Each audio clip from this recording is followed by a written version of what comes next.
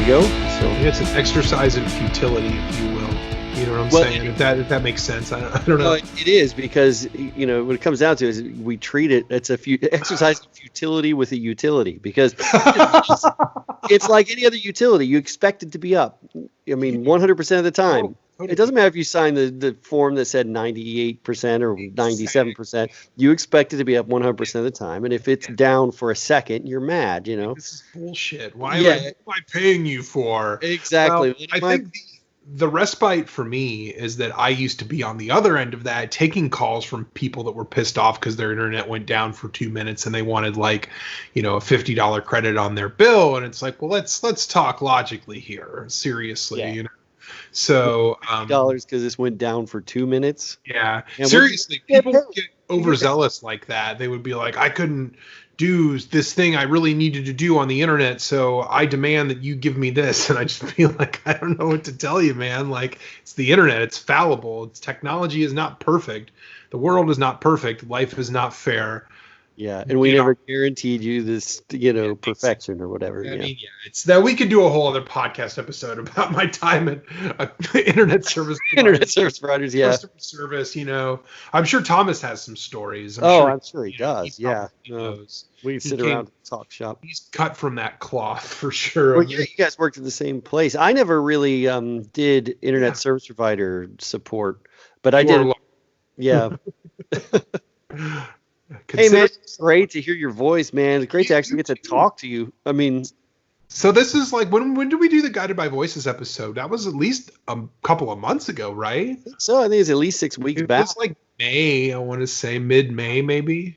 Yeah, so probably, I would say 2 months at this point. Yeah. So it's been a bit too long, man. Totally. So, they actually just did a live. They did a live streaming show that you actually bought tickets for and stuff. I didn't get to check it out, unfortunately, but they're releasing 2 albums, and that's seriously, they're putting 2 new records out this summer. And yeah. Oh no, totally. He called it anyway. He was like, "How much stuff were they?" Yeah. But one of the things I wanted to bring up in that episode was one of the things that Bob Pollard says when he gets interviewed in that little mini documentary that I messaged you, or that I sent you. Yeah.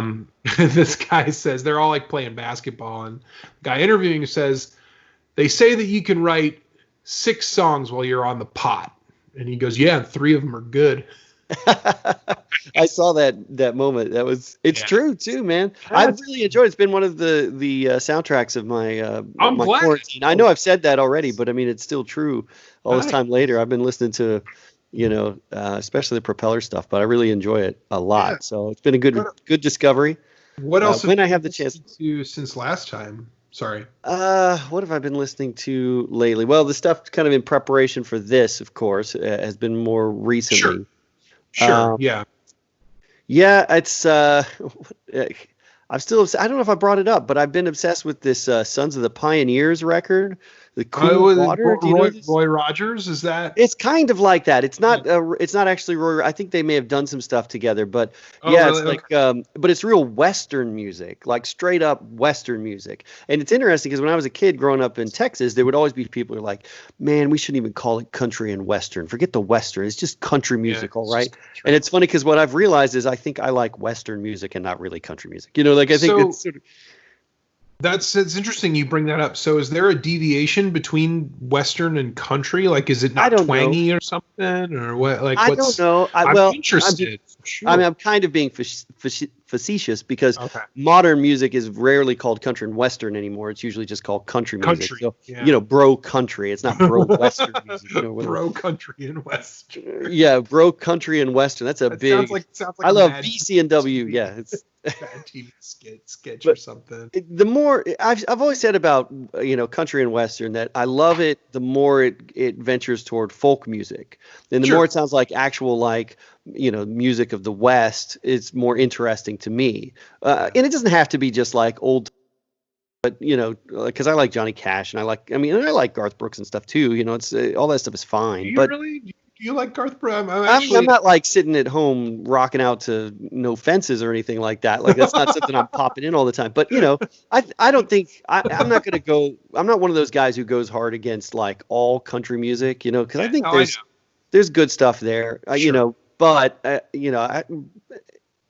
my favorite stuff in the genre is like Roger Miller and Johnny Cash and like. But what I was discovering is like this older sort of.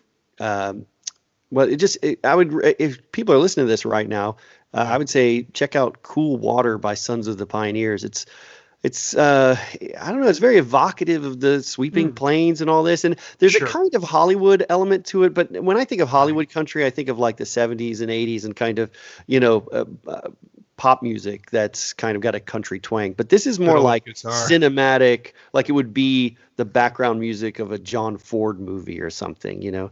And I just found that like super cool and appealing, and the songs themselves, like Ray Charles used to always say that people liked country music for the stories, and that's really strange because to a modern listener of country music, because there's not a lot of storytelling necessarily in country music, I mean they'll have especially not these days, right? It's much more like an attitude thing in a way. It's like I'm from the country and look that way. I mean, unless you're listening to like Jason Isbell or the Drive-By Truckers or someone like that, I mean that's.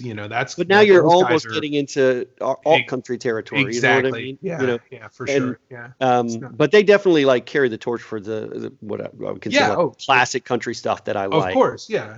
But sure. I feel like this Sons of the Pioneers thing just kind of hit me sideways, and I was like, oh, I'm digging this. So it's just been constantly on spin for me. But check out the song "Cool Water." Okay, it tells a great story. I will do that. It's got a great mood. Yeah. Cool. Check it out, man. See what you think. Nice, man. I've been listening. I will, definitely. And I've been listening to that band Khruangbin out of Houston that I think I told you about. Yeah, you sent me that. I'm sorry I haven't had a chance to pop it on. No, totally cool. Their new record, man, is real good. It's just real, like, kind of mellow funk. I don't even know how to explain it. It's like almost like a neo-futurist kind of thing, and they're like combining all these like kind of like African influences and Asian influences, and it's wild. It's really cool music. It's interesting. I know. It's James really turned me on to them, or I know you and him were talking about it. I listened to not the new album, but some previous stuff. So they have like a couple other records. Yeah. It kind of makes me feel good that this kind of music can be made in the day and age we're in, and people actually respond to it, because it seems like they're actually pretty popular. Like, I mean, they're not like it's not pop music. They're not as big as pop stars or anything. Yeah, it's not nothing like that. It's not like they're gonna go on tour with like fucking Demi Lovato or Billie Eilish or anything like that. But it's cool music, and it's music people are responding to, and I think that's awesome. That, and when we took a trip out to Wimberley about a month ago, and that whole trip I was listening to dub reggae for some reason. Oh, I love dub, man. Yeah, like the Trojan Records dub playlist on Spotify and Apple Music. And there's a song called Stalag 17, King Tubby. Yeah. And it has these horns at the beginning, and I've been looking for these horns. Sorry, my cat's in the background. That's all good, yeah. I've been looking for this song because these horns, it has this really evocative horn part at the beginning, and it's been sampled in hip-hop songs and stuff. And I finally found it on that trip, and I've been listening to that song. I've been listening to that song for like the last 3 weeks straight. Yeah. I think I've heard that before. I love like dub. I haven't really done like a full-on exploration of it like it did with like the Trojan Rocksteady stuff or whatever. Yeah. But I should sit down and do it, because I really do love that sound, and I love the influence that it's had on reggae and on even pop music after that. You hear it pop Absolutely. up. A lot of bands in the 90s started like they would have dub remixes of their songs and stuff. Yeah, totally. Yeah.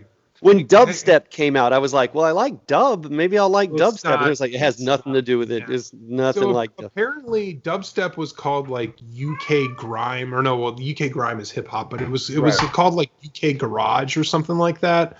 And then somebody renamed it to dubstep. So Courtney is really big into like electronic music. So she told me a long time ago that what like so like Skrillex and all that crap, like all the Americanized dubstep is not really what that is. It's something like the British dub, they did it better or something like that. I don't know. Yeah. I've tried to listen to both and I don't really see much difference between the two. But it's whatever, man. Hey, it's music and people like it and people respond to it, and that's fine. I think some of that stuff is fun. I mean, it's interesting to see how quickly it went from being super trendy to like way passe and not cool anymore. Exactly. You know, like that happened super fast. Yeah, and, it seemed like it was people were into it for a month, and then after 6 weeks, it was like the butt of a joke. You know? Yeah, I know. It was very, very So- whiplash strange, Yeah, you know. yeah, But I always that's great. compare that kind of electronic music. There's lots of different types of electronic music, but like that kind of stuff reminds me of like big budget CGI movies. They're kind of like, if you listen to dubstep, your favorite movie is probably Transformers: Rise of the Fallen or something. You know, it's kind of the same value set, you know, in both of these, you know, these like you like all music the forms. Terminator movies that came out after Terminator 2. If you Yeah, like yeah, dubstep. yeah. Dubstep is I'm the gonna perfect go see soundtrack. Skrillex, and then I'm gonna go watch Terminator Salvation. Genesis or whatever. Yeah, exactly. Yeah. Oh, that's so funny. So Dub and also the Christopher Wright Guard the Spark. That Oh my album. gosh. Yeah. I've listened to it like 2 or 3 times. So. Yeah. Well, good. I'm glad that you got a chance. So Chris's album. since today, hey, we should say just in the context of that today is about, we're talking about a couple of obscure albums that we like. Yes, we are. But you can't get more obscure than Christopher Wright Guard the Spark. Yeah. So just to give you guys, I don't want to get into like a big discussion of that album, but I'll just kind of say this is an album I've been working on for like 15 years. I think I played Marty some rough mixes of it like 4 years ago or something. Like it's been a long time coming to get it finally released. I had some vacation time saved up, and we entered kind of a slow period at work, so I took a few weeks off and wrapped up the album. So it's been like I said, a long time coming. It was a huge, like, you can imagine. I put a lot of like emotional, you know, blood, sweat, and tears into this thing. To finally get it released was a big deal. So I don't know if any of our listeners are interested in that. I'm not going to be pimping it on the podcast a whole bunch, but if you are interested, you want to hear what my singing voice sounds like. Well, I'll show you now. No, but if you are interested in what my singing voice is like, or kind of what a Christopher Wright album may sound like, check out kwright.bandcamp.com. I have it there available for purchase for $5, but I think you can listen to each track up to like 7 times. So, you know, feel free to check it out, and just know that that's an album that came from the heart for sure. Yeah. You know. Also, there's a song called Ambition and Fear on this album that is the theme to our podcast, actually. So if you want to hear that full song, that is the 6th or 7th song on the album. It opens side 2. Definitely check out Chris's album because he's worked very hard on it, and I think it's great, man. Yeah, well, cool, man. I'm gled you got a chance to check it out. I got good responses from people on it. You know, like there were no world domination plans on this. I mean, you know, you know, I never had any big plans to do a bunch of shows or any of that stuff, or even hassle people too much. I just wanted to get it done, get it out there. It's just a personal document. But if you do get a chance to check it out, you know, let us know. You know, hit us up on Twitter or Instagram or wherever you contact with us. Write a really nice review of our podcast on Apple Podcasts or whatever, and then just mention the album, whatever it is. Get in touch with us, aotypodcast@gmail.com, and let me know what you think. I appreciate that. Yeah, thanks, guys. So as Chris was saying, we're talking about this is not really a yearly episode. This is more of like a lunchtime kind of format episode. It's just kind of a little thing to kind of get us back into hopefully doing this more regularly, right?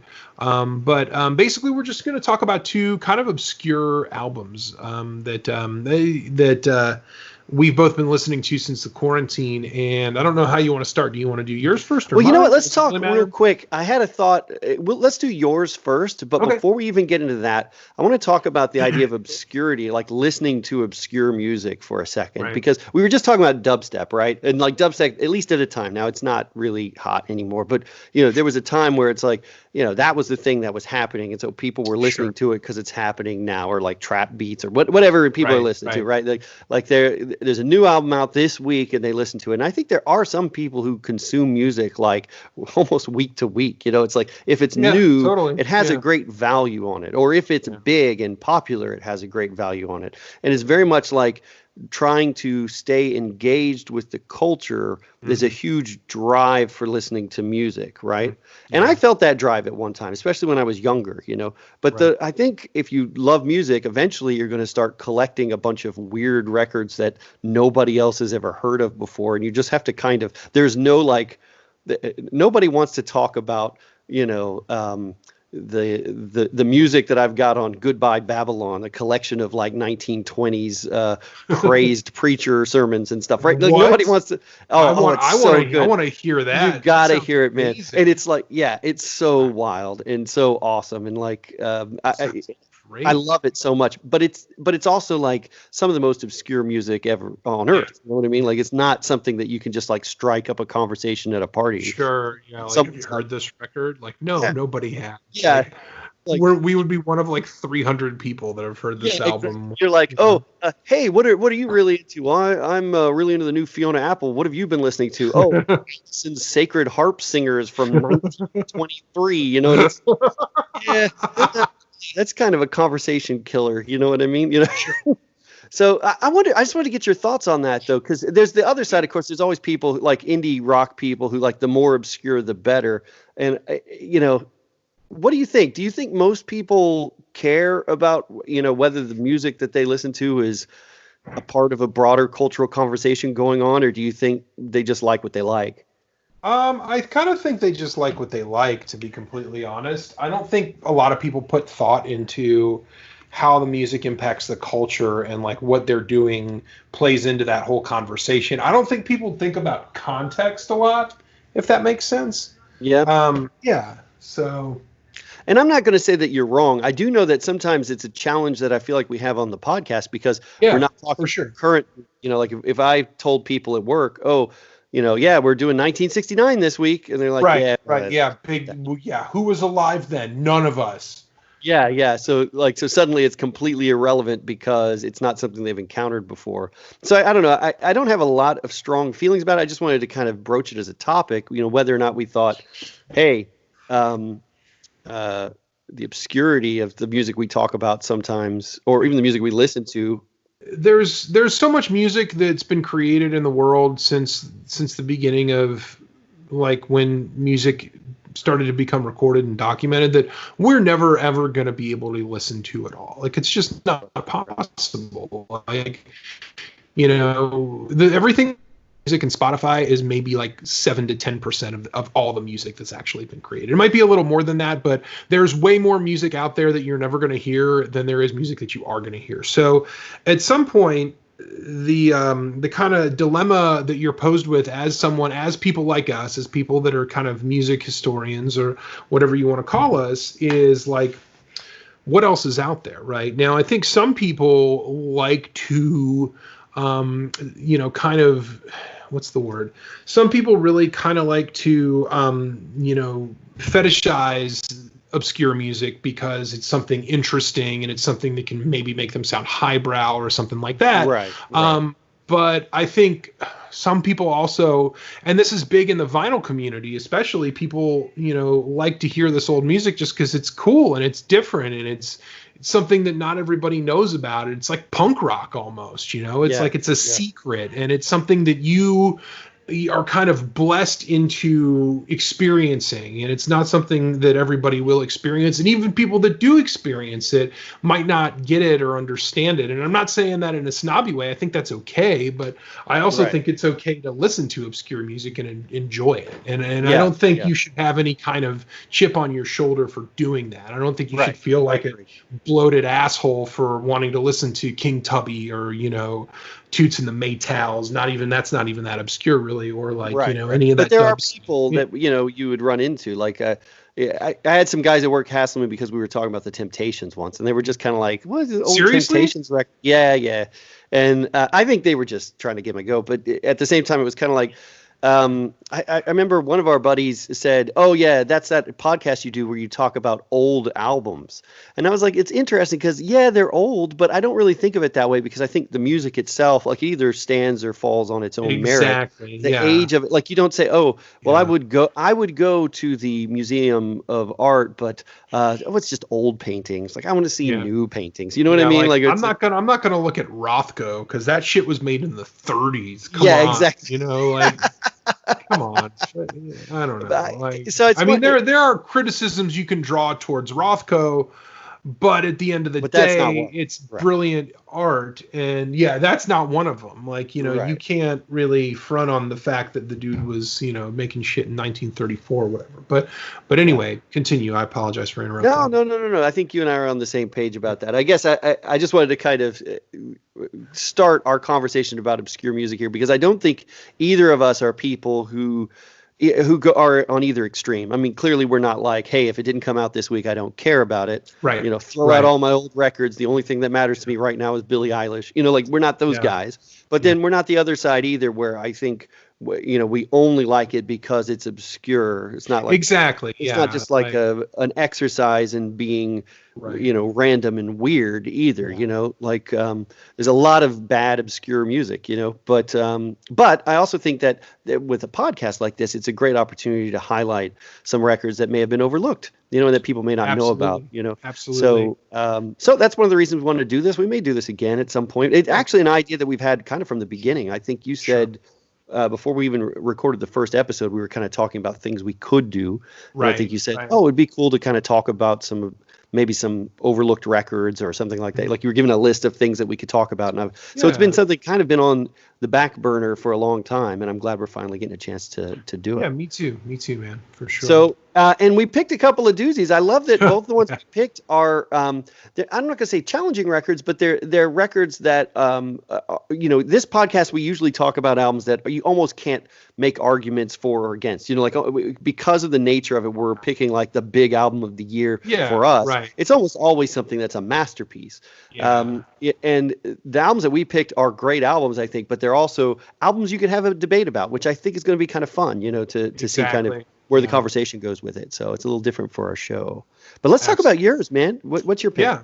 So my pick, I was on Instagram a while back, probably around the time quarantine started, maybe a little after, and I noticed Third Man Records. They are very much in the reissue game these days. They reissue a lot of old stuff on vinyl, and I was on their their Instagram feed, and they're usually not ones to reissue jazz on vinyl. They're more of a blues oriented reissue house, which is fine, you know. We got their specialty. Yeah. Exactly. But I saw that they had reissued Albert Ayler's album Newgrass, which I had known Albert Ayler just from, you know, I'm pretty sure he's been in bands with the greats, Coltrane, etc. He's an Impulse Records guy, and I had not really heard any of his records. I think he has 3 or 4 full-length albums, but they reissued this album called Newgrass, as I said before, and I decided to pop it on just to see if it's something I'd want on vinyl, and it's a really interesting piece of music. So yeah, do you want to play anything? Or? Since we're doing this on Skype, I can't really. Okay, yeah, I guess you can. Okay, never mind. So sorry. So we're just gonna kind of talk about it. Yeah, no, that's cool. So this record is.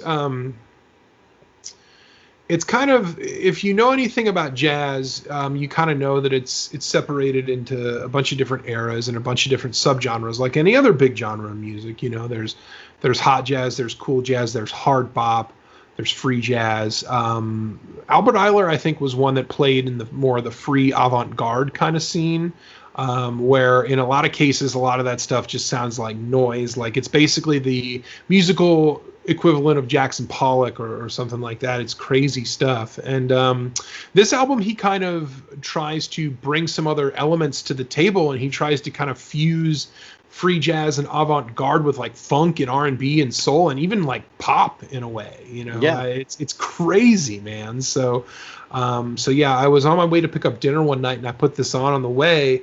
And it starts out with this really crazy kind of, you know, staccato, whatever. And then he breaks in and he tells this story or like says this prayer. Yeah. and then the rest is just kind of like, even like in the songs, he's kind of like switching between genres in a way. Like, it's crazy, man. It's a really crazy, interesting piece of music. So yeah, no, so that was my first impression of it. I don't know if you can, what you thought about it, but pretty similar. Like when I popped it on for the first time, and we talked about the very first episode. You talk about Coltrane, and I talked about how I find jazz kind of hard to talk about a little bit. The moment I heard it, I was like, oh wow, it's very kind of wild out there.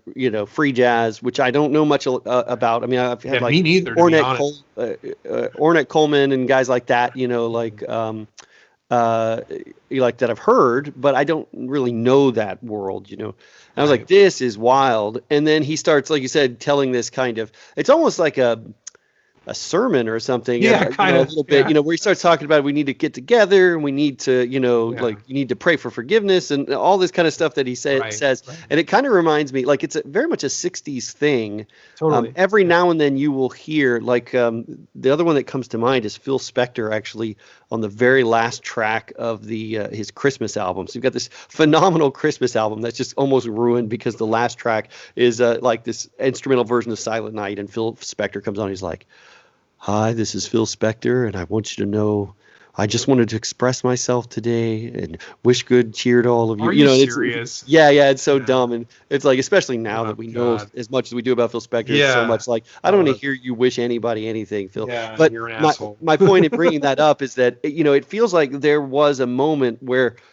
people like to kind of every now and then, not usually, it's not like the Beatles never did this, but every now and then you would find someone say like they would devote a track to giving kind of a thesis statement about what their music is. And that's what that first record sounded like. How they think their music can like change the world or like affect the world or something like that. Right. Yeah. And it's not really clear, like they obviously have, I'm not gonna say delusions of grandeur, but they've got an idea that like maybe this music can change people's hearts and minds. And one of the things I wanted to say about it is that it very much feels like you're spot on with the influences. I mean, he was apparently, and I didn't know about this record, so I so I'm not going to front and pretend like I've got like all his stuff on vinyl or anything. Like you introduced me to this record, and I definitely liked it right away. But so I read a little bit about this guy, and it sounds like he was coming from that. He was like a protege of Coltrane, like literally, like Coltrane kind of got him in front of people, and he worked with his brother and some stuff. So, but I hear that, obviously that's right from the start. You hear that kind of free jazz thing, spiritual jazz, I guess too, like that. Yeah. There's some spiritual jazz. Yeah. Cause there's like a lot of that John Coltrane album, Ascension, that he did with Coltrane, his wife, and Pharoah Sanders. There's very much, a lot of people say that album's like unlistenable. Yeah, I think it's all right. Like I don't know, but there's some kind of like snippets and stuff of that kind of sound on this album too. I think in here and there. So yeah. So there's that, but then like you said, there's this other world where it's like the earlier kind of R&B sound, and like the backing band in particular is playing a lot of like R&B sound. Yeah, and they're totally. Yeah. They're pretty straightforward. I would say almost perfunctory. But then what he's doing on it is interesting. And you said that you thought it sounded like our old friend King Curtis playing free jazz. And at parts, totally. 100% that's what it is. Yeah. But then the other point I want to make is it reminds me of there's obviously a huge influence of the Black American church. Like I think especially in the message, and that's what I wanted to get to with that first track, is that kind of sermonizing, or it very much sounds like a part of the civil rights movement that was going on at the same time, and so there's very much a concern about what the future holds and making a better future, and I just have to admire that. I have to admire, dude, totally. In some ways, the naivety of thinking that your album is going to cause change like that. Right. But not just the naivety. I mean, I just think it's the right sentiment. I'm an old punk, but the thing that, and people usually say the opposite of a punk is a hippie, but I don't know that that's true, because I think that the thing that I always admired about the kind of hippie movement at the era that this was made is that, they had high ideals, and they meant them. And the ideals they had were the right ideals, know what I mean? Yeah, focusing on peace and love and all that. And you can tell that he's being influenced by that going on in the culture. And that, I don't know, it makes it better. I like it, I like that about it. So I think early punk might have been counter to the hippie movement, but I think what punk rock became about being DIY and being, accepting and, being a community. I think therein lies a lot of like hippie values, and like not in a bad way either, so. No, I think those are things that they share. I think it's probably just that by the late 70s, the hippies were listening to just, hard rock and stuff like that. And like it was Deep Purple. Yeah, they were just, the hippies in 1978 were different than the hippies in 1968. Oh, absolutely. Yeah, of course. So probably listening to Rush, man. Sure. Anyway, but yeah, so there's kind of some greasy kind of King Curtis stylistics on here a little bit. It's just really different. It's not like anything I've heard. And, I feel like when this album came out, I haven't read any reviews of like when it came out, how it was received critically, but I can imagine a lot of people were like, well, this is just kind of whitewashed bullshit. Like, what is he trying to? He's trying to like, make this pop record out of free jazz and combine these things. But honestly, it's like, you're really reaching. Like, it's something you say a lot where you really reach for the stars, and you're trying to pull all these things down and make something cohesive on it. And I think that Albert Ayler achieves that on this album. I really do. Looking back on it, 40, 50 years later, whatever. I really think, the things that he got to stick to the wall are very worthy of your time. You know what I'm saying? Well, and I think there's something to be said always about taking avant-garde ideas and trying to find a way to reshape them into something that popular music could listen to. I've said this before, like I would rather live in a world where, the people are folding clothes and listening to Radiohead or, Strawberry Fields Forever or some kind of wild piece of music like that, or like this record, than a world where that music exists, but nobody listens to it because it's siloed out to go back to what we were saying, only for the people who want to listen to obscure music. Right. And I think there will always be avant-garde people who they don't want the bourgeoisie to listen to their music. It's they're protective of it, just like punks are. It's like, this is ours and it's not for you. And like, why? Sorry, can I see your Mensa card? Because only people who, right. You know what I mean? Like, it's like the music is just for your little subset. And the crazy thing to me is I actually did read a little bit about the response that they got at the time. And it sounds like they did say that. They were saying basically, oh, this is like a sellout record. Exactly. If it's a sellout record, it's the most bizarre, wild-sounding sellout record ever. I mean, if anything, there's 7 songs on it. Like, I don't know. It's like, and half of them, and all of them have elements of like free jazz in them. Yeah. Like they're wild. Like I was listening to it today, and Steph was in the other room, and she was like, "That is crazy," is what she was saying. Yeah, what is this? And she's pretty adventurous when it comes to music, but even for her, and I think if it does prove something, I think it proves there's a lot of artistic achievement on this record, no question. But if you were going to kind of go from the outside, going to that argument about whether it's too much of a pop record or whatever, I think if it proves anything on that argument, it's just simply that there are elements of free jazz that just can never really be popular with a mainstream audience because they are too wild. Exactly. But I don't think that means you shouldn't try to incorporate things that way. Yeah, because you can create very interesting, entertaining music like that, and I think he proves it here. Yeah. Yeah, I mean, I don't know if he was trying to break into new audiences. I can't imagine jazz labels were trying to do this thing where they were trying to get as many people to listen to the album as possible. I think, it was a thing where jazz had its audience built in back then. And, the people that were into jazz, they were going to buy this, that, and this record if the right name was on it, just because they knew they would like it. It's not like it is. Marketing is not really a thing, was not really, I don't think. So it kind of interests me as was this album made to actually break through to new audiences, or was it made just as kind of an exercise for Albert Ayler to kind of flex his creative muscles and see like what he could do if he kind of, reached for all these different sounds and pulled them together and kind of created, what this album is. So I don't really know. I didn't really, I kind of went off the cuff. It may be unknowable, as far as exactly.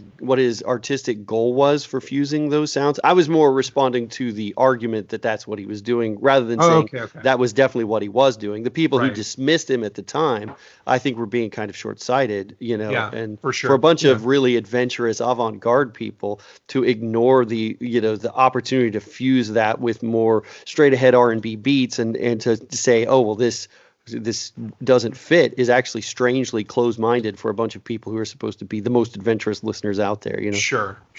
Yeah, no, totally. Yeah. Well, and it also goes to the whole like, well, it's not what I'm used to, so this is stupid, like whatever, I don't know. But no, I get it. I mean, it's and also it's like any other music scene, right? Or any other artistic scene where it's like, hey, we've got our little thing going. Why would you borrow from them? Exactly. Like, hey, we're rock guys. Why would you work with Timbaland? Yeah. Sometimes it doesn't work out, Chris Cornell, but that's a great example, actually. Even though that's not a great album, like when people said, oh, he's working with Timbaland, that's so stupid. And I was always like, well, hey, no, I mean, it might have turned into something cool, and if it doesn't, then okay, maybe it was predictable. At least you tried it, yeah. Yeah, try something different, like mix some things. I do not fault Chris Cornell for trying that, and not in the least, because see what happens. Like go in the studio with somebody like that and just see what you can figure out. I don't know. If it doesn't work, then okay, whatever. But you can't win them all, right? Exactly. Sometimes we always bring up the Judgment Night soundtrack. Like it's an idea that maybe on paper, it, wasn't great, but when you listen to it, it's really great. So. Exactly. Yeah. Pretty wild, man.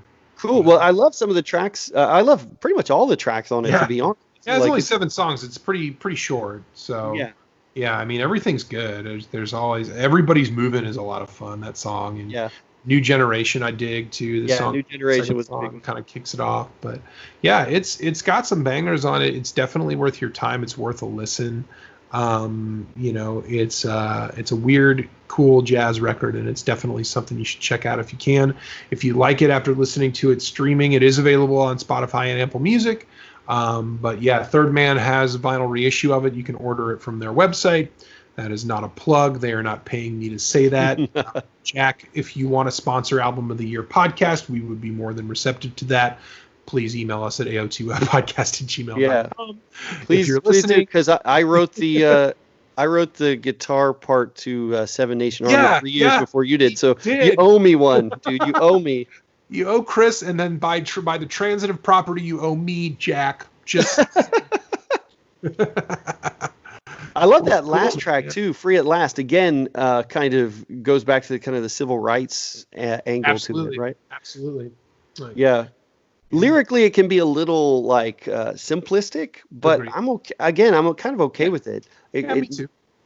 I think it melds well with what he's doing. I think the musical ideas stand up on their own to overshadow anything lyrically that comes up that might be cheesy or might be simple, or you know what I'm saying? Like the ideas that are kind of extrapolated musically on here, I think overshadow anything you might find weird or stupid or cheesy, I guess. I don't know. But in any event, I think that might be all I wanted to say about New Grass by Albert Ayler. Go check it out. Do we want to talk about the album that you picked, Chris? Yeah. And the interesting thing about the album I pick is I don't know what to even call it. It's not really an album. It's an album that's been packaged and repackaged, and I've bought it on multiple formats for a very long time. Do you have this on vinyl? You have records of this? Vinyl's the only format I think I don't have it on. So probably tough to find. So when I got it, it was originally called "All the Best from Ireland: Irish Drinking Songs," and it doesn't even say on that version who does it. So it's literally just generic Irish drinking songs. It could be anybody. Then I had that on cassette for years. I bought it probably about 1994. And wore the cassette out, found it on CD, bought it on CD. Okay, let me interrupt you for a second. When I think of Chris Wright the man, I do not think of Irish drinking songs. So you bought this on cassette in 1994. Right. So what, 15, 14 years old, 15, 16, right. maybe 16. So what spoke to you at Sam Goody Musicland, wherever you saw this beautiful cellophaned Irish drinking songs cassette, what told you that you had to have it? Okay, so this is a complex story. Okay, so while we're here. Where did I get started interested in kind of Irish traditional music and stuff? Was now, let me be clear. When I say Irish traditional music, I'm not talking the Chieftains or Riverdance or Lord of the Dance or whatever. What I'm interested in is like the wild, woolly drinking song kind of thing. Sure. Really, so I used to watch David Letterman's old show, like I guess now all of his shows are old, but Late Night with David Letterman before Carson was off the air, starting in the late 80s. So I was a kid. Okay. I would stay up at night and watch it sometimes. And he would frequently have a band on his show toward the end of his run called Black 47. And Black 47 was an Irish-American band. They weren't Irish, but they played at Irish pubs downtown in the Bronx. And and I went back and I listened to it. Now you talk about it, that's a pretty obscure record, actually. Their music, but and I went back and listened to it, and I was going to make like a playlist of this, to kind of talk about this Irish music thing, and it doesn't really hold up that well. I'm sorry to say, it kind of breaks my heart to say it because I did love this record a lot. But what they did was kind of what the Pogues were doing too, where they fused like rock music with kind of traditional Irish music in a way that this is Black 47, right? This is Black 47. So it had a lot of attitude. It had a lot of like Irish politics in it, which I'm not going to stick up for that because I don't really know all of that too well. But it's tricky. It's tricky, all that stuff. So I'm not even advocating for it. But I listened to that record a bunch, and they would have like uilleann pipes and kind of wild like traditional Irish music with like heavier rock stuff.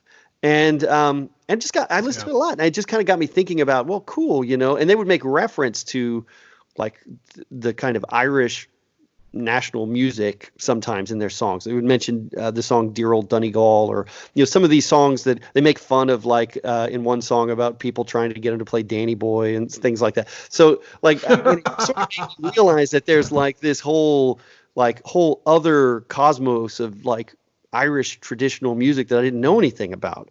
And so I found a copy of that cassette, and I was like, let's check this out. What's on this? Okay. That's perfect. That's a great story. And, it was a budget tape. It wasn't like it's probably like $3 or $4 or something. I think I probably spent $4 on it or something. But then I listened to it and I went crazy for it. And in fact, it ended up influenced. This is when I was first learning to play guitar, and there's a song on this called Peggy Gordon.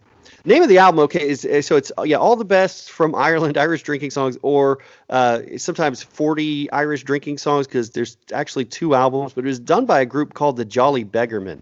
I had no idea who the Jolly Beggarmen were. I still kind of don't, but I didn't even know that was the name of the band until eMusic came along. I think I was looking up other alternate versions of Peggy Gordon, and it was finally listed on eMusic under the Jolly Beggarmen. So of course I downloaded it again, and I got it. So that was like my third time to buy it, and I'm on the hunt for the vinyl if I can get it, because I just love this record so much. But yeah, so but anyway, Peggy Gordon was the first song I ever worked out for myself, like on the guitar. Okay. Like, what are the chords? Really? To this? Yeah. And so I'm like listening to the record and trying to play along. It's very simple, straightforward, but I worked it out, and it became a part of the set in my first bands. Like I would play Peggy Gordon. Like, so literally we perform. I've performed Peggy Gordon for audiences straight from this record. Right. Wow. Didn't know who it was performing that version of it, or anything about the song back then, but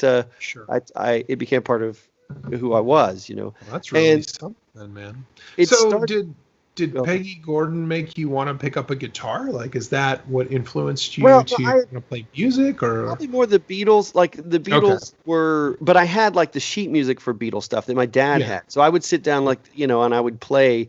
Okay, I want to play "She Loves You." Yeah. Okay, here's the chords, and I would play them. Right. But with Peggy Gordon, there was no way. Like, we're gonna go buy the sheet music to Peggy Gordon? 1994. You know, like there's where are you gonna find something? Where are you gonna find that? So I had to sit down and like just go. I want to do this song, and I would pick it out and learn to play it. And then another place where this album, just kind of on a personal level, I hope this isn't boring, but at one point I went on a 2-week backpacking trip out in the mountains in New Mexico. So for 2 weeks I was kind of just out backpacking with my Boy Scout troop. I mean, there you go. Like, I'm such a cool teenager, but listening to Irish drinking songs and going on Boy Scout expeditions. But it was actually really cool. Like, it was 90 miles of hiking with backpacks and everything like that. And the thing that's beautiful, man. I love that state. Oh, it's so gorgeous. Anyway, especially up in the mountains and stuff. And we went hiking around there. And the great thing about these Irish pub songs, from a history standpoint, is that they weren't designed to be played with instruments. Like, the melodies are super simple and super singable, and the lyrics are real, like, straightforward and everything. So while we're marching around the backpacking and in the wilderness, and everybody's just sick and tired and just gotta get 2 more miles in to get to the camp. Like, I had this head full of Irish drinking songs that I would like teach to the guys and get them singing, like, so we're in the middle of, the piney woods, and I'm singing the Bog Down in the Valley, and kind of like singing. And it was like a big, like, spirit lifter. And even though, I wasn't in a pub, but I felt like that kinship with the people who sing these songs in the pub, because it's really just about a kind of a community thing. And it's the thing that I love the most about this record, is that it's recorded live. And for a while I thought maybe they were just like piping in the sounds, but I actually did a little research into this, and it does sound like apparently they've said that it was recorded like basically on a tape recorder. I mean, the fidelity of the album is not that great, but I think it sounds pretty good, to be honest. Yeah. I think it sounds well produced, but maybe I just listen to it on headphones. I don't know. I mean, but it's not like, oh, here comes Pink Floyd. I mean, it's not that kind of production. Well, no, yeah, of course.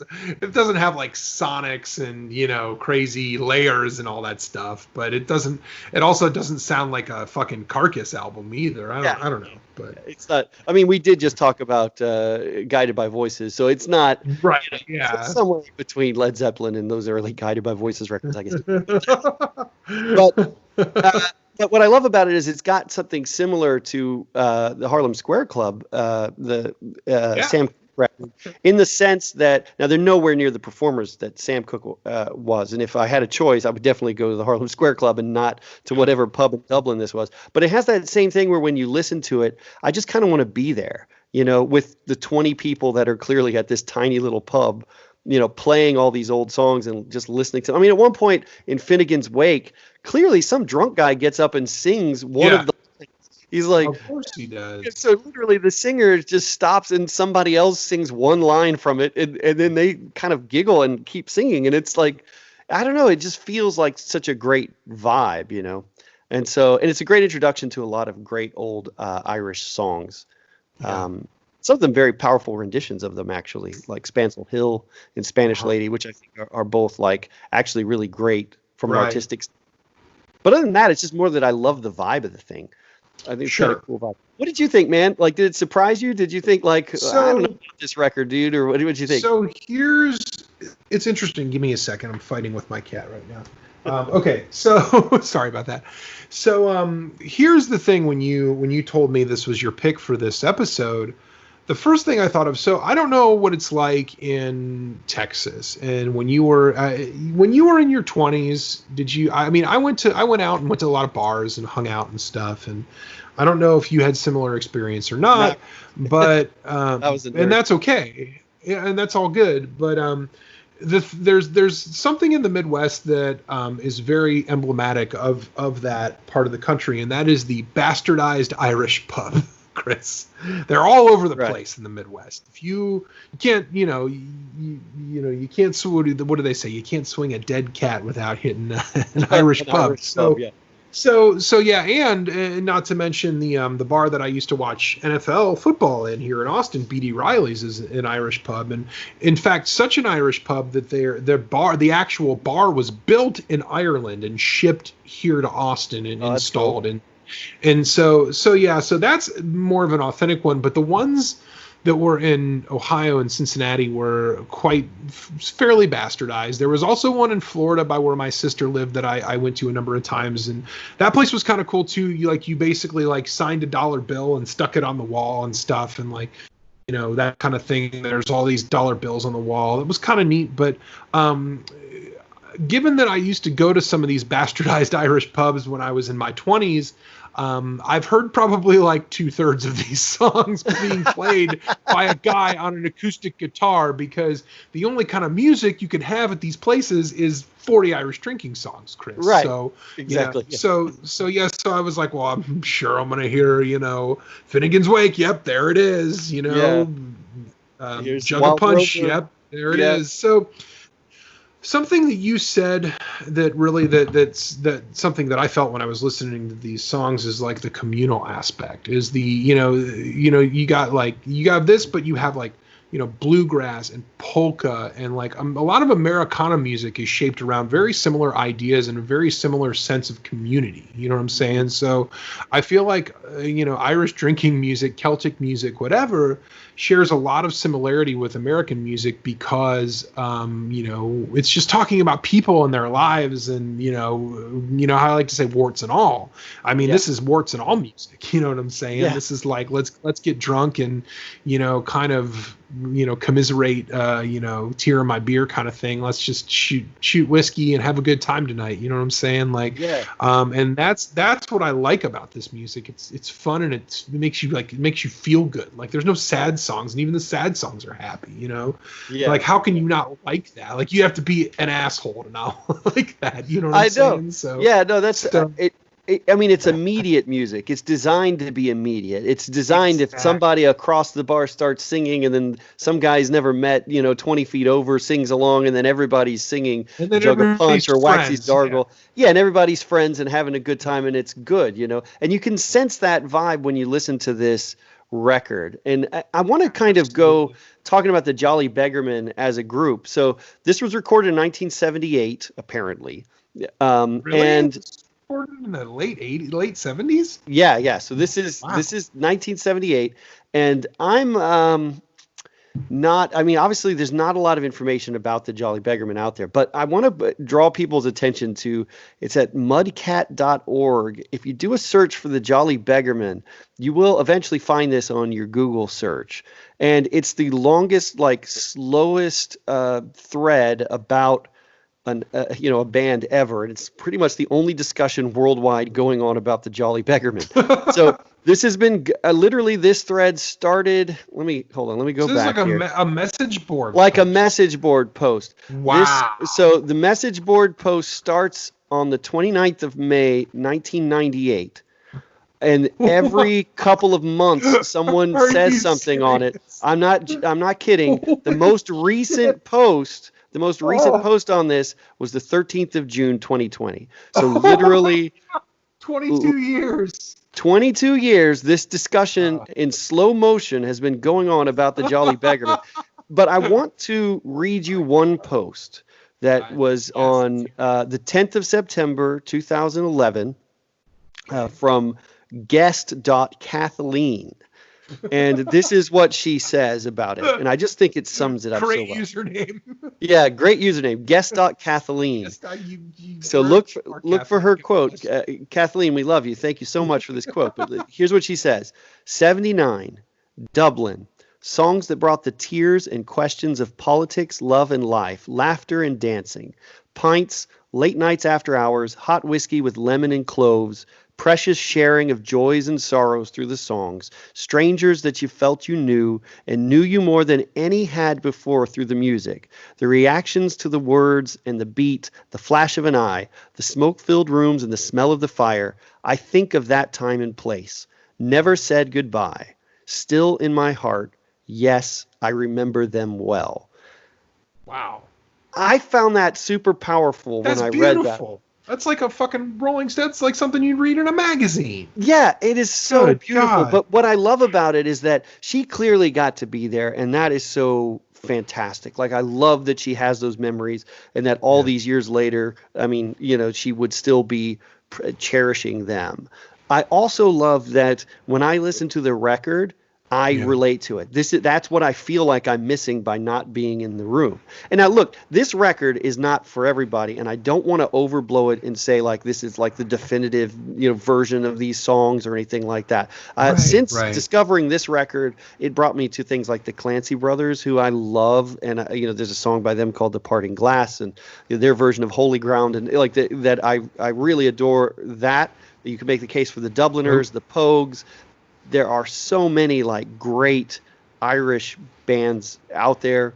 Even the more recent ones like Flogging Molly are a lot of fun, and stuff like that. So I'm not saying that this aces all of those. But for my money, I listen to this record and what Kathleen just described, that's what I feel like I get to kind of not so much be a part of, but get to hear a reflection of, And that's what I find really special about it. And I think that's more, I mean, it's the quality of the songs, the cool performance, simple performances here. But more than anything, it's that feeling that she describes of being in that smoke-filled room, smelling the fire and singing along with friends, with I guess a hot whiskey in your hand. So yeah. Wow.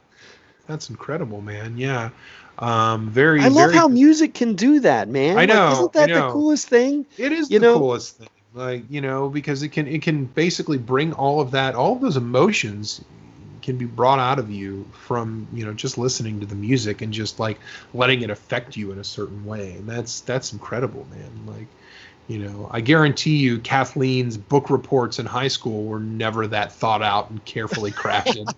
Kathleen, if you're listening, I apologize. Maybe your book reports could be immaculate. I don't know, but but one last thing, the one from a couple of days ago, and it's kind of sad because some people talk on this who knew the Jolly Beggarmen. I think the son of one of the guys is there, and he reports that a couple of them have passed away and all of this. And so it's kind of heartbreaking. But I do like that the one from the 13th of June of this year, someone says Joe White still plays in the Brazen Head every Sunday afternoon. Fuck yeah, he does. Joe Brazen White. Head. I don't know if you're the mandolin player or who you are, man, which member, but I love that you're still out there doing it. Thanks for the music, all of you. And if you happen to be anywhere near, I guess, Dublin or wherever the Brazen Head is, go check out Joe, because if he was any part of this record, I bet you're going to have a good time. That's amazing, man. So cool. So the Jolly Beggarmen, so since this was the 70s, there are some that passed on. I wonder if it's like how when I saw Ladysmith Black Mambazo, there was a thing where it's like they're all kind of related, and when one of the members passes on, they get somebody else to fill their spot, and they kind of said something like that whenever we saw them. And I wonder if the Jolly Beggarmen, I wonder if that's the same kind of thing. Like, hey man, you better learn how to play the fucking bagpipes because your pop's not doing so well. Yeah. I mean, there are people on this thread who are like, "Oh, I played in the Jolly Beggarmen in 1971, and Tommy was my friend," or whatever. Like they. It's like a collective kind of thing. It's like members were just kind of moving in and out, kind of deal. Yeah, yeah. I don't know. Awesome, though. Like I love. I think it's just so cool. Definitely, if you're just interested in like the history of the way the internet works or whatever, like the fact that there's this one thread out there where people are having this slow motion discussion about the Jolly Beggarmen is kind of just fascinating discussion. It's so fascinating from an internet standpoint. So when did you find out about this message board post? Like how long? Like have you been invested in it since the 90s? Yeah, I've been invested. Well, so I haven't been like I've never commented on it. I think I was going to ask you actually post. No, I never posted on it. I think I found it about 5 or 6 years ago. Okay. And then I found it again when I was kind of prepping for this and read through it again, and I was like, oh yeah, that's definitely worth bringing up, That's so crazy, man. Yeah.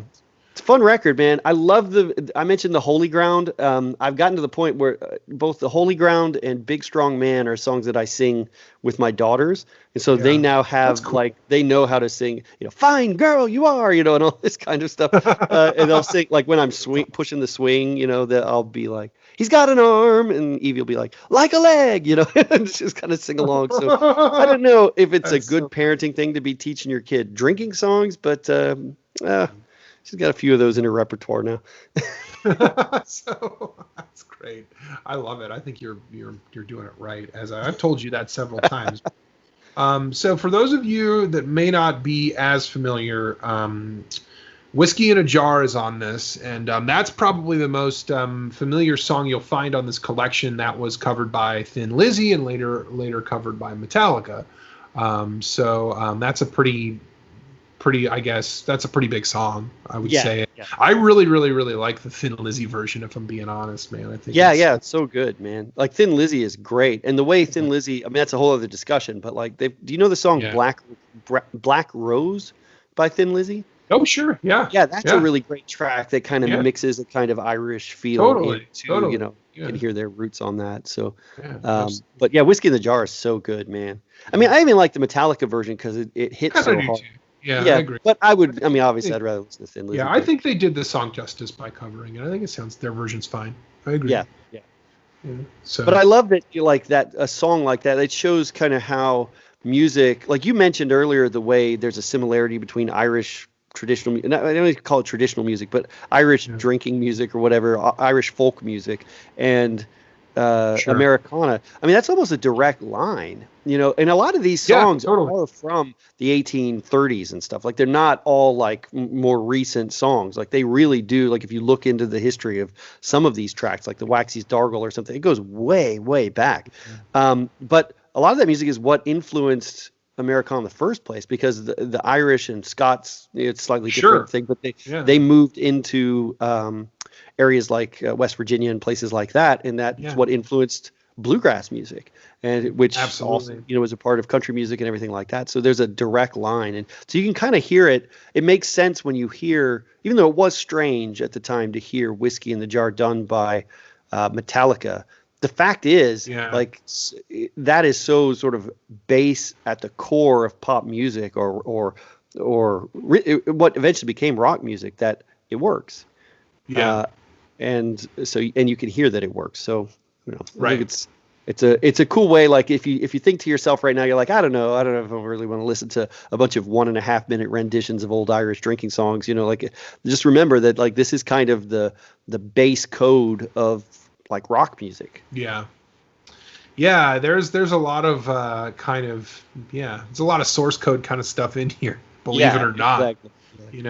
I would agree with that. I mean, yes, there's a lot of rock and is influenced by the blues and stuff like that, but in a way this is kind of the blues, I would say. I mean, structurally and stuff like that. I mean, this predates the blues, some of this stuff, it's tied into there were lots of different threads that led into what became ragtime and the blues and all that, and that's a whole other discussion. Right.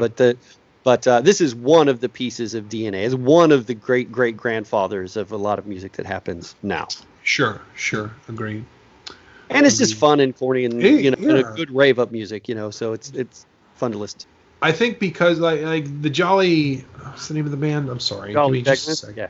So the Jolly Beggarmen, like, did they ever make like albums? Probably not. Like, they just probably toured around bars and like recorded these songs to be on these compilations or whatever. Yeah, but I think they have a couple of. So what I've read, and like I said, there's not a lot of information out there, but it suggested that they might have had a track or two that got onto the Irish charts. At one point in the 70s. Yeah, and I don't know what the roots of those songs are. They did a lot of Republican songs, which would be political songs that now, maybe, again, one thing when you're talking about Ireland from an American perspective, and we should say this, especially if we have any Irish folks listening, is like the few Irish people I know, like they don't like Americans trying to like come in and co-opt their culture too much, which you can't blame them, right? Exactly. You mentioned all of these cheesy Irish bars and stuff like that, and especially when it comes to like politics, like I don't want to ever come across as like someone who's just getting involved in something he doesn't understand. But there was a period of time where like more Irish Republican songs were. Yeah. Were played in, you could sell a whole album of Republican songs and it's fine, so they did. So apparently they were involved in some of that stuff, but I don't think they weren't trying to be U2, Yeah, right. Yeah. Like Sunday Bloody Sunday. Yeah. I don't really understand. I mean, the whole, I don't think we can tackle the whole kind of like, the political landscape of Ireland and all that stuff. I know that there is a good documentary on YouTube that you can watch about Celtic versus Rangers, which is essentially the two Irish football clubs that are actually both located in Scotland, but basically one of them is the Catholic side of Ireland, Celtic, and the other side, Rangers, is the Protestant side of Ireland. And there's a lot of hooliganism and violence and stuff that revolves around those two football clubs or soccer clubs, whatever you want to call them. Yeah. So and like Chris said, obviously this is territory that I cannot breach. I've never been to Ireland. I don't know a lot about it, but yeah. I don't want to. I guess I bring it up just to say it's like I don't want to look like a tourist or patronizing or something like that. Right. I can't pretend that I understand all the context. But exactly. I do feel like I can still appreciate it for the mood and the music that it is, and I think it is. It speaks well to the culture of Ireland that something like that is so portable that you can listen to it pretty much as far away from Ireland as we are and still get into what's cool about it. Exactly. There's this brief story I want to tell, and the only reason I want to tell it is because I think it's kind of funny and it's somewhat related to the story I just told. So back in the day, would have been like probably 2004, 2003. I was dating a girl. We were serious, and she was a little bit younger than me, so she liked to go to like dance clubby kind of bars, and that was just not my thing, and I tried to avoid places like that a lot. So there was a bar by where she lived called Muzz's. It's not there anymore, and they had pretty cheap beer, and they had a Galaga Miss Pac-Man arcade machine, right? So when she would go to these dance clubby bars, I would just go there and drink by myself. And I remember one time I was in there, and the bartender, Muzz, the guy that owned the place, usually was there bartending, and he was a notorious dickhead. I never had any problems with him except for this one time. I said, let me get a Sierra Nevada and a shot of Jameson. And he's like, Jameson? I'm like, yeah, Jameson. He's like, look, man, we don't have the Catholic shit, just the Protestant shit. I was like, okay, what does that mean? He's like, I got Bushmills, but not Jameson. It's like, okay, fine. Just give me a shot of Jaeger, man. I could care less at this point. I'm just trying to get drunk. Whatever. So yeah, it's just like, we don't have the Catholic shit, just the Protestant shit. I didn't realize whiskey had had that kind of affiliation, but I guess it does. Learn something new every day, I suppose. Well, it goes into what we were saying about like not wanting to look like a tourist. I'll tell one story about it. Yeah, totally. This may get cut, to be honest. No, totally. But so I went to a friend's birthday party. I was about 30 years old. So Steph and I went to a friend's party at Fido's here in town. So it was. Yeah, I've been to Fido's. Oh man, I like that bar though. I think it's too. It's really. Fido's is okay. It's not there anymore, unfortunately. Yeah, unfortunately, it's all gone. But it was a good Irish bar in town, and we went with a buddy, and he actually worked with a guy in Ireland, and this Irishman would. Travel, come to the U.S. sometimes and be in town. So he was in town for my buddy's birthday. And cool. So they were, he was getting to be a part of the festivities down at Fido's. And we're sitting around talking and everything. And I'm talking to this guy and I'm like, oh, this guy's he's cool. He's really funny. And he's got that, what they say, good crack in Irish, where he's a good like storyteller and all this stuff. And so I'm sitting with him and I'm talking to him.